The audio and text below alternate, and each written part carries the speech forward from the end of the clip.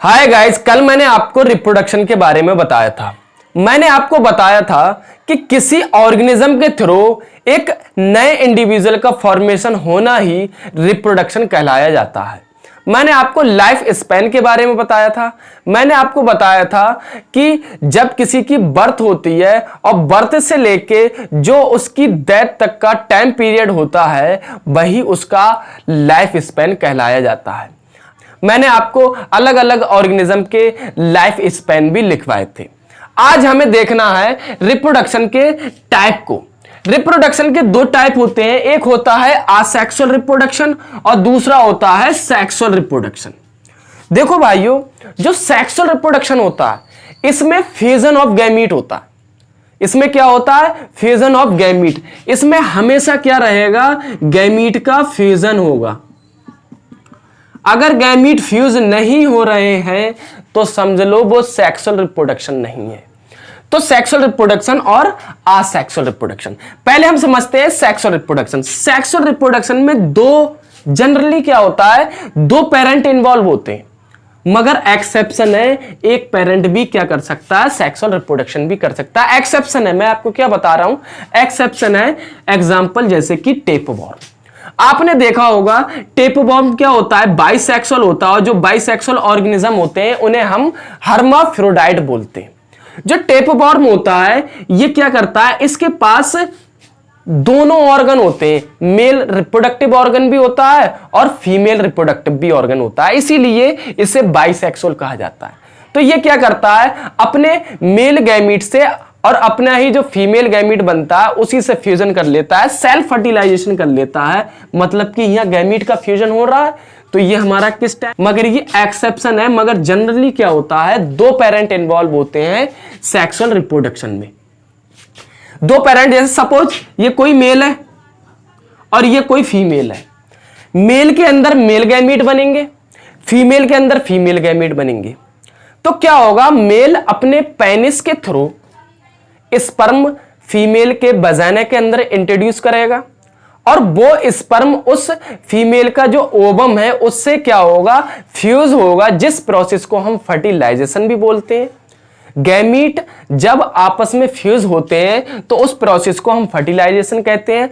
अब क्या होगा, उसमें डेवलपमेंट चलेगा और 9 महीने बाद या जो भी टाइम पीरियड हो जिस ऑर्गेनिज्म में, उसके बाद क्या होता है, एक ऑर्गेनिज्म का फॉर्मेशन हो जाता है ऑफ स्प्रिंग का, यानी कि वो अपनी औलाद का फॉर्मेशन कर देते हैं। तो ये किस में आता है? सेक्सुअल रिप्रोडक्शन में। जनरली क्या होते हैं, दो पेरेंट इन्वॉल्व होते हैं, मगर एक एक्सेप्शन है, टेपवॉर्म। टेपवॉर्म सेल्फ फर्टिलाइजेशन करता है, तो ये सेक्सुअल रिप्रोडक्शन का एग्जाम्पल है। अब हमें समझना है असेक्सुअल रिप्रोडक्शन। असेक्सुअल रिप्रोडक्शन में क्या होगा, हमेशा क्या होगा, सिंगल पेरेंट इन्वॉल्व होगा। कौन इन्वॉल्व होगा? सिंगल पेरेंट इन्वॉल्व होगा, मगर इसमें क्या होगा, गैमीट का फ्यूजन नहीं होगा।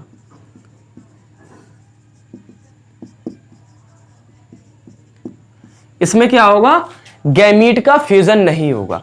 इसमें क्या होगा, जनरली गैमीट नहीं बनते हैं। जनरली क्या होता है, गैमीट बनते ही नहीं है, मगर एक्सेप्शन है, कहीं कहीं पे क्या होता है, गैमीट से हम बोलते हैं पार्थेनोजेनेसिस।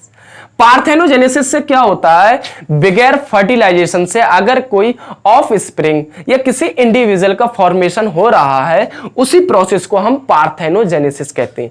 इसीलिए पार्थेनोजेनेसिस किसका टाइप होता है? असेक्सुअल रिप्रोडक्शन का। और जो सिंगल पेरेंट होते हैं, मेनली क्या होता है, जो असेक्सुअल रिप्रोडक्शन होता है उसमें क्या होता है, सिंगल पेरेंट इन्वॉल्व होता है और गैमीट का फॉर्मेशन नहीं होता है। ज्यादातर क्या होता है, गैमीट का फॉर्मेशन नहीं होता है। एक्सेप्शन है, मगर जनरली क्या होता है, गैमीट, बगैर गैमीट इसमें गैमीट नहीं बनेगा। अब हमें पार्थेनोजेनेसिस समझना कि क्या है ये पार्थेनोजेनेसिस, आप इसको नोट करिएगा। अब हम समझते हैं पार्थेनोजेनेसिस प्रोसेस क्या होती है।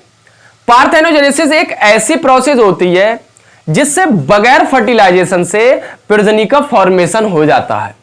इसमें क्या होता है, जो अनफर्टिलाइज गैमीट होता है, जो एग होता है, उसके थ्रू क्या होता है, डायरेक्ट ऑफ स्प्रिंग का फॉर्मेशन हो जाता है। उसी प्रोसेस को हम पार्थेनोजेनेसिस कहते हैं। लिखा है, देखते हैं हम, formation of organism with an unfertilize gamete, unfertilize gamete मतलब कि egg is known as parthenogenesis. ऐसी प्रोसेस है जिसमें ऑर्गेनिज्म का फॉर्मेशन होता है बगैर फर्टिलाइजेशन से, एग से डायरेक्ट प्रजनन का फॉर्मेशन होता है, उस प्रोसेस को हम कहते हैं पार्थेनोजेनेसिस। इसका एग्जांपल है हनी बी। आपने हनी बी का छत्ता तो देखा होगा। हनी बी के छत्ते में 3 प्रकार की हनी बी मिलती हैं हमें। पहली जो होती है उसे हम क्वीन कहते हैं, दूसरी जो होती है उसे हम वर्कर कहते हैं, और तीसरा जो होता है उसे हम ड्रोन बोलते हैं। जो क्वीन होती है ये इसकी जो प्लाइडी होती है वो होती है 2n, और जो वर्कर होती है इसकी जो प्लाइडी होती है वो भी 2n, मगर जो ड्रोन होता है, जो मेल होता है, इसकी होती है प्लाइडी n। ये दोनों फीमेल होती हैं, क्वीन और वर्कर, और ड्रोन होता है मेल। और क्वीन और वर्कर में जो फर्टाइल होता है वो होती है क्वीन। क्वीन क्या होती है, अपनी प्रजनन का फॉर्मेशन कर सकती है। ये क्या होती है, ये फर्टाइल होती है, ये अपनी प्रजनन का फॉर्मेशन करती है। मगर जो वर्कर होती है ये होती है स्टेराइल। स्टेराइल का मतलब होता है ऐसा ऑर्गेनिज्म जो अपनी प्रजनन का फॉर्मेशन ना कर सके, उसे हम कहते हैं स्टेराइल, और जो अपनी प्रजनन का फॉर्मेशन कर सकता है उसे हम कहते हैं फर्टाइल। जो क्वीन होती है ये होती है फर्टाइल, और जो वर्कर होती हैं ये होती हैं स्टेराइल। क्वीन अपनी प्रजनन का फॉर्मेशन कर सकती है मगर वर्कर नहीं कर सकती। अब इसमें क्या होगा, ये जो मधुमक्खी का छत्ता होता है इसमें से क्वीन भागते हुए जाएगी, उससे बाहर निकलेगी। अब इसके पीछे क्या लग जाएंगे, ड्रोन लगे, इसके साथ मेटिंग करनी है, इसके साथ रिप्रोडक्शन करना है।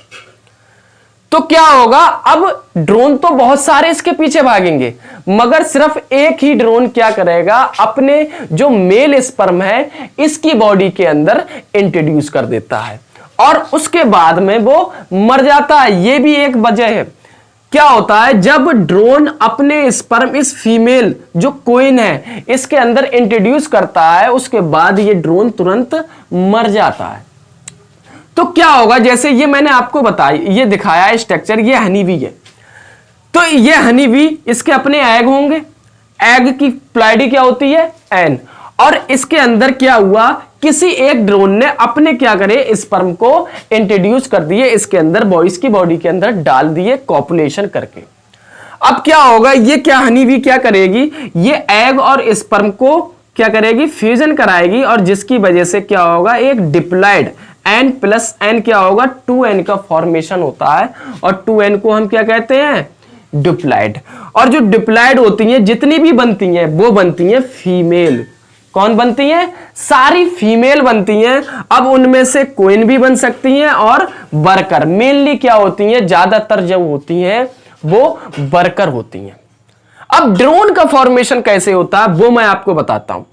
अब जैसे सपोज इसका एग और ये स्पर्म सपोज खत्म हो गए, तो ये क्या करेगी, अपनी एग के थ्रू जो होगा, एग इसका जो अनफर्टिलाइज गैमीट है उसके थ्रू ये डायरेक्ट ड्रोन का फॉर्मेशन कर देती है।